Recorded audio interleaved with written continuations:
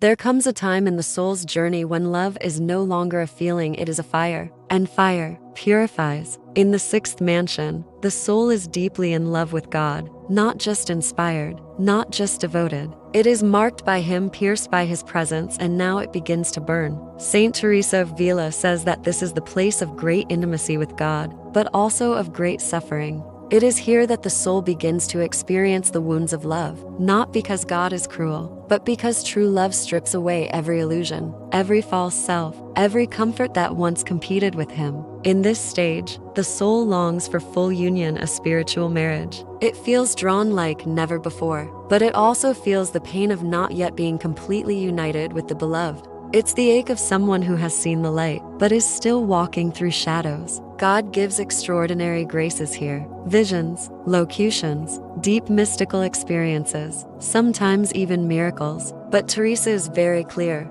These are not the goal. They are gifts, and they should never be sought after or trusted blindly. Because this mansion is also a place of danger. The devil knows the soul is close to God, and he tries everything to disturb it through fear, confusion, even false mystical experiences. That's why Teresa says the soul must be grounded in discernment, guided by spiritual direction, and deeply rooted in humility. In this stage, the soul's greatest desire is to do God's will, to be consumed in His love. But that desire also opens the door to suffering. Because now, the soul begins to share in Christ's own pain, not just physical pain, but interior trials, spiritual dryness, misunderstanding, loneliness, the burden of seeing how little love there is in the world and how much God is still rejected. And yet, the soul does not run away, because the love it now feels is not emotional, it is a covenant. This is the place where Jesus becomes real, not as an idea or a symbol, but as the spouse of the soul, walking with it,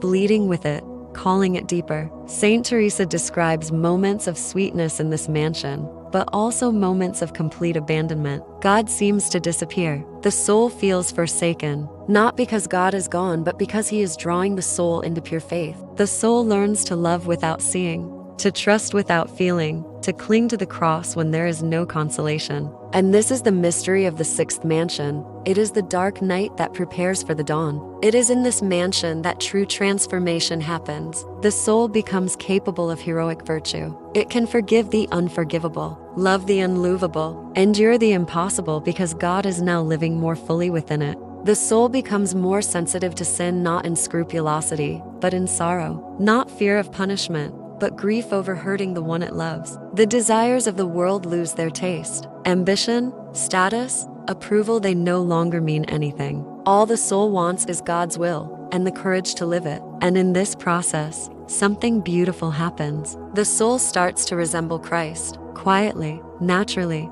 without even realizing it. Its love is no longer just a response. It becomes a participation, a mirror of divine love in the world. Saint Teresa tells us that few reach this mansion and even fewer pass through it, because it requires surrender, a complete letting go of self. But for those who do, it is the narrow gate that leads to the deepest joy. The soul is almost ready for the final union. It has endured the fire, it has walked through the night, and it has come to say, with all its heart, "Not my will, but yours be done."